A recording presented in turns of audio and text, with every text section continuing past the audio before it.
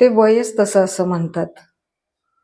जवानीचं वय, तरुणपणाचं वय, शरीरानं, मनानं मोठं होण्याचं वय, विचारांनी मोठं होण्याचं वय, सर्व बाबतीमध्ये पुढं जाण्याचं, मोठं होण्याचं वय. आणि त्या वयामध्ये मी बिघडलो, अक्षरशः वाया गेलो. आईबापाची तर किंमतच केली नाही.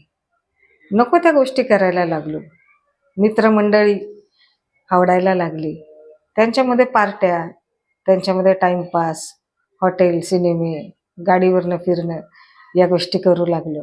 वाहवत गेलो. असं वाटायचं सारं प्रेम त्यांच्यातच एकवटलेलं आहे, सारा वेळ त्यांच्यासाठीच आहे, सारं जग त्यांच्यासाठीच आहे.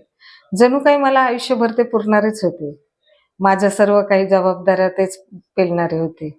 माझ्या प्रती असणारी कर्तव्य जणू काही तेच पार पाडणारे होते. सारं काही ते माझ्यासाठी आहेत. आणि आईवडील म्हणजे कोणीच नाही, भावंडं म्हणजे कोणीच नाही, आपण कोणीच नाही.